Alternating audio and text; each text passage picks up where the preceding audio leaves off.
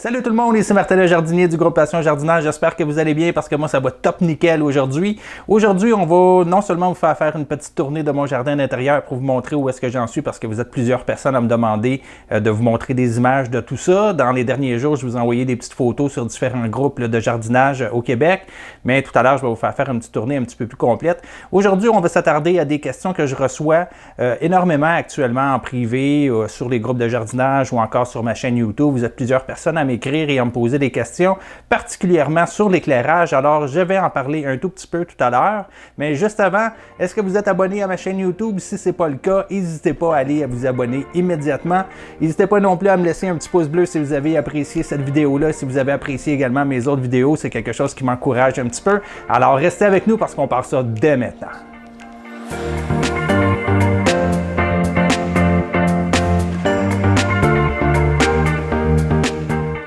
Dans un premier temps, on va s'attarder un petit peu à l'éclairage parce que là, vraiment, je trouve que les gens, vous m'écrivez, vous me dites que vous êtes mélangés, vous ne savez pas trop quoi choisir.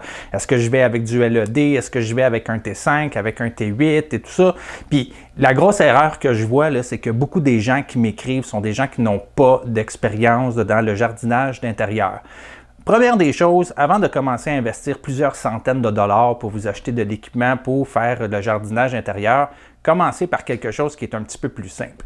Donc, premièrement, achetez pas de l'équipement qui coûte très cher. Allez-y avec des néons T8 si vous en avez déjà à la maison. Si vous êtes pour investir pour la première fois là-dedans, moi je vous invite à investir dans des néons T5 qui sont un petit peu plus performants que les T8 puis avec lesquels vous allez avoir un super bon rendement. Il faut savoir que déjà en partant avec des néons T5, vous allez être capable de cultiver déjà ce que vous cultivez à 75% dans votre jardin. Donc pas besoin d'aller investir pour le 25% là, qui est manquant. Si vous aimez votre expérience, là c'est correct, vous irez investir davantage. Mais avant ça, pensez qu'au printemps, il y a des gens qui se sont lancés dedans les poules, qui ont fait des poulaillers à la maison, puis rendus à l'automne, ils s'en sont débarrassés parce que finalement, ils se sont rendus compte que c'était peut-être un petit peu trop complexe pour eux autres, ça demandait un petit peu trop de temps.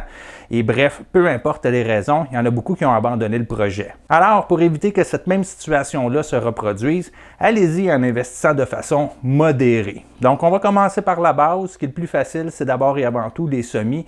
Donc, allez-y avec des néons T5 si vous avez à vous investir pour la première fois là-dedans. Si à la maison, vous avez des néons T8, que ce soit des 6500 Kelvin, que ce soit des 4000 Kelvin, prenez-les, ça va fonctionner quand même, je vous le garantis. Là. Vous allez réussir à avoir des germes qui vont pousser, qui vont vous donner des plantes. Si c'est pour cultiver de la laitue, par exemple, à l'intérieur, des fines herbes, des mini-tomates comme les Red Robin, les Tiny Tims, par exemple, vous n'avez pas besoin d'avoir un super de gros équipement pour ça. Là. Vous avez juste besoin d'avoir une petite étagère dans laquelle vous allez installer vos néons. Idéalement, investissez pour mettre 2 néons par étage là, pour couvrir une superficie d'environ 2 pieds par 4 pieds. Là, je pense que ça va être ce qu'il va avoir de mieux.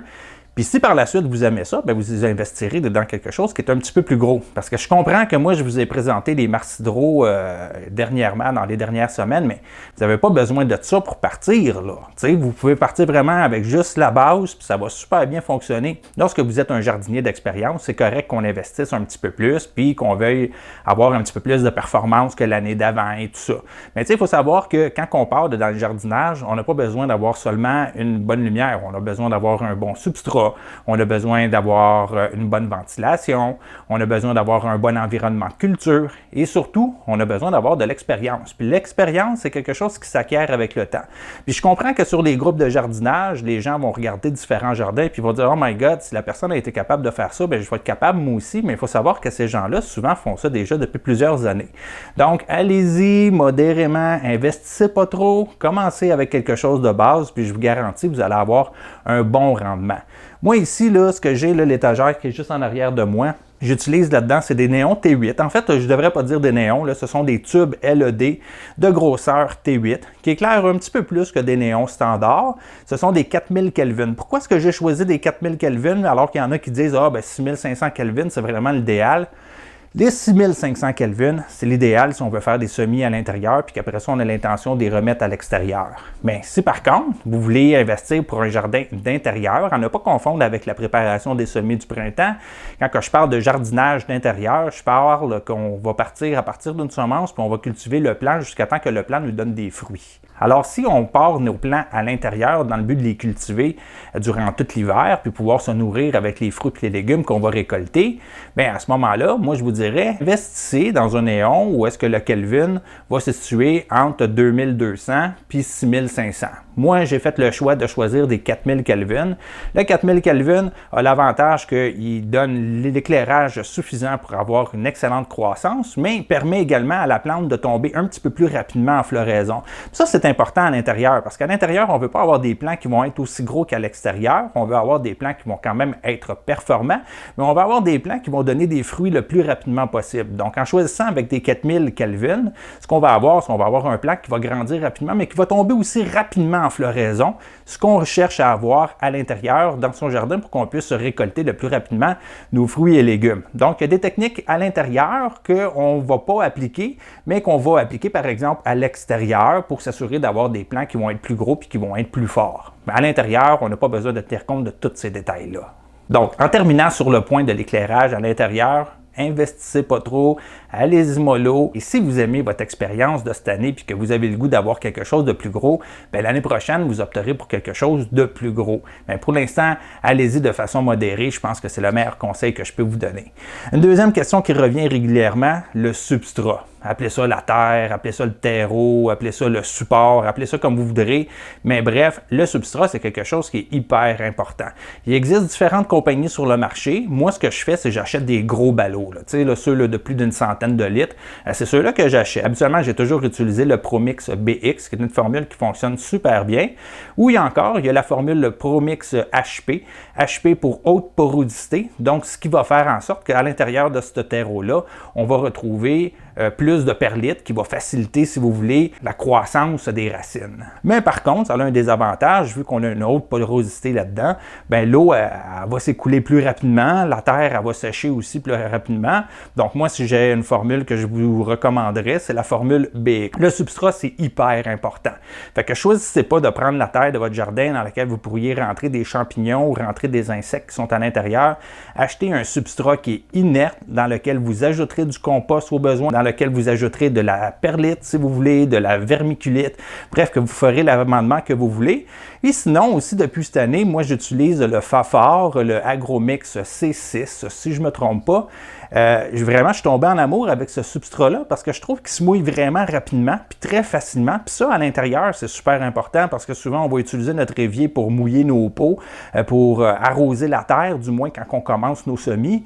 Puis pour avoir une terre qui se mouille facilement, bien, je trouve que la formule C6 de Agromix est vraiment sur la coche. Donc, on a juste besoin de l'arroser, on brasse un petit peu la terre, puis et voilà, il n'y aura pas de débordement, on ne verra pas le substrat flotter par-dessus l'eau puis créer des débordements, chose qu'on ne retrouvera pas non plus avec la formule BX de ProMix. Alors, si vous avez à investir dans un bon substrat, achetez une grosse poche. Puis là, une grosse question qui revient pas mal de ce temps-ci, parce que là, on est en pandémie, les magasins sont fermés, puis là, il y a plusieurs personnes qui me disent « Ouais, mais Martin, je ne suis pas capable d'aller trouver du ProMix ou du Agromix dans les centres de rénovation qui ont un centre de jardinerie. Pourtant, ils devraient avoir le droit d'en vendre, je comprends pas. » C'est vrai qu'ils devraient avoir le droit d'en vendre parce que si je me fie au décret ministériel, tout ce qui est produit agricole, on devrait pouvoir l'acheter actuellement en magasin. Mais il faut savoir que les centres de rénovation, là, habituellement, à ce temps-ci de l'année, ils n'ont pas sorti encore le gros terreau. C'est encore à l'extérieur, c'est sur des palettes enneigées et tout ça. C'est gelé. Alors, tu sais, il faut comprendre que là, cette année, on est plusieurs à se lancer sur le jardinage d'intérieur, puis que je pense que les centres de rénovation qui vendent ce genre de produits-là n'avaient pas prévu ça, qu'il y aurait un si gros engouement que ça cette année pour faire l'achat de substrat. Alors, une petite leçon à retenir là-dessus, si vous êtes un jardinier d'intérieur puis que vous avez le goût de vous investir là-dedans, achetez toujours votre terreau à la fin de l'été. Donc, ça va vous assurer, gardez-en en réserve, mettez-le dans le garage, dans votre sous-sol, dans votre remise, peu importe. Mais achetez-le toujours à l'avance pour vous assurer qu'en plein hiver, vous allez pouvoir partir vos semis. Puis d'autant plus que, tu sais, souvent, quand on a un jardin d'intérieur, on va partir nos semis des alentours du mois de septembre ou du mois d'octobre. Alors, à ce moment-là, on veut s'assurer d'avoir le substrat qu'on va avoir besoin pour faire notre culture durant tout l'hiver. Puis si on attend à l'hiver pour aller l'acheter, bien, je vous le dis, vous allez avoir beaucoup de difficultés. Peut-être que l'année prochaine, vu l'engouement de cette année, les centres de jardinage vont les garder à l'intérieur puis pourront vous en vendre un petit peu plus tôt dans la saison. Mais sinon, autrement, habituellement, on va retrouver le substrat en grosse quantité des alentours du début du printemps. À ce temps-ci d'année, on va retrouver des petites poches, des mélanges qu'on va payer cher plus que d'autres choses, dans lesquels on retrouve des produits des fois qui sont suspects. Mais bref, un conseil que je peux vous donner, achetez toujours votre terreau en grosse quantité, puis achetez-le toujours avant le début de l'automne, à la fin de l'été. Je pense que c'est vraiment le meilleur moment pour faire ce choix-là. Une autre question qui revient quand même assez régulièrement aussi, c'est quel genre de pot qu'on devrait utiliser. Première des choses, utiliser et acheter des pots qui sont idéalement en plastique qu'on va pouvoir réutiliser année par année. Donc, c'est sûr que si vous achetez des pots en plastique dans le but de les mettre au recyclage à la fin de l'été, vous allez gaspiller de l'argent, vous allez gaspiller du plastique également, chose qu'on veut essayer d'éviter. On veut essayer d'être le plus éco-responsable possible. Donc, vous pouvez acheter des pots en plastique qui sont quand même solides, qui sont de bonne qualité, mais que vous allez pouvoir garder pendant plusieurs années. Dans mon cas, j'ai les mêmes pots que j'utilise depuis 13-14 ans environ, puis ça fait une super de bonne job. Là, les gens me posent la question, ils disent « Martin, est-ce que je devrais partir dans des mini-cellules? Est-ce que je devrais partir en pot de 4 pouces, en pot de 6 pouces? » Vous savez, ces mini-cellules-là, c'est très bien, là. Sauf que ça, c'est pas recyclable. Un coup que vous avez mis vos plantes dedans, après ça, vous êtes obligé de les couper au ciseau, puis tout ça, puis ça finit automatiquement dans la poubelle.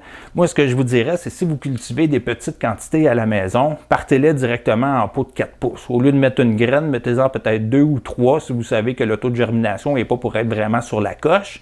Mais sinon, partir dans des pots comme ceux-là, de 4 pouces, ça fait vraiment une super de bonne job. Puis vous avez juste à les nettoyer, les brosser à la fin de l'été avec une brosse en dessous de la hose à l'extérieur, en dessous du boyau d'arrosage. Puis ça va vous donner un excellent rendement. Vous allez pouvoir les utiliser. Puis assurez-vous à l'arrière, des fois il peut y avoir des dépôts de sel toxiques qui vont se mettre là. Assurez-vous de les brosser très, très comme il faut parce que les racines n'aiment pas vraiment ça. Fait que si vous voulez pouvoir les réutiliser l'année d'après, assurez-vous de les nettoyer comme il faut. Vous pouvez également partir dans des pots de 6 pouces qui sont un petit peu plus gros. Moi, je pars mes Red Robin dans ceux-là. Je ne les pars pas dans des mini-cellules ni dans des pots de 4 pouces. Je l'ai fait longtemps. Ça fonctionne aussi bien dans des pots de 4 pouces. Mais l'avantage, c'est que la terre est tellement légère que lorsqu'on se retrouve avec plein de tomates sur nos plants, bien souvent le pot il a tendance à tomber, puis ça c'est fatigant, alors que c'est beaucoup plus stable dans un pot de 6 pouces. Alors je prends mes pots de 6 pouces, je mets 2-3 graines de Red Robin à l'intérieur, je les laisse germer, puis je vais avoir mes plants comme ça qui vont rester dedans le pot de 6 pouces pour la période de l'hiver au complet, lorsqu'on veut faire le jardinage à l'intérieur. Alors, évidemment, vous pouvez utiliser les mini-cellules comme vous voulez. Il y en a qui utilisent aussi les petites pastilles de tourbe, les Jiffy. Moi, personnellement, je déteste ça. Quand vient le temps de mettre en terre, on dit que c'est compostable, mais j'en ai que ça fait 10 ans qu'ils sont dans mon sol à l'extérieur. Fait que compostable, peut-être oui, là, mais bon, jusqu'à quel point, je ne le sais pas. Ou sinon, il y en a qui vont vous dire, OK, mais enlève le petit filet. Non, enlever le petit filet, on finit plus là, à un moment donné avec ça. Puis, il n'y a pas juste ça, c'est difficile aussi de savoir, est-ce que la pastille, elle a absorbé toute l'eau qu'elle aurait dû absorber? Puis, est-ce que la terre, le terreau est bien mouillé? C'est une autre question. Alors, moi, personnellement, j'utilise pas ça. Donc, si vous êtes pour utiliser des petites pastilles de tourbe, allez vous acheter à la place des mini-cellules comme ceux-là, avec un plateau dans lequel vous allez pouvoir les disperser. Et quand que vos plants vont pousser, vous allez tout simplement pouvoir découper vos petites cellules puis replanter à l'intérieur de vos pots que vous aurez, vos 4 pouces ou vos 6 pouces et tout. Alors voilà, j'espère que j'ai répondu à quelques-unes de vos questions qui revenaient beaucoup de ce temps-ci. Évidemment, vous allez en avoir d'autres, je suis absolument convaincu parce qu'il y a vraiment une quantité incroyable de gens cette année qui ont décidé de se lancer dans le jardinage d'intérieur. Je suis vraiment content d'avoir pu vous inspirer si ça a été le cas. Je pense que le jardinage d'intérieur, c'est vraiment quelque chose qui est vraiment extraordinaire à pouvoir exploiter, à faire. C'est un beau passe-temps, ça détend aussi, puis surtout que là, actuellement, on n'a pas grand-chose à faire, mais s'occuper de son petit jardin d'intérieur, c'est vraiment quelque chose qui est très, très plaisant.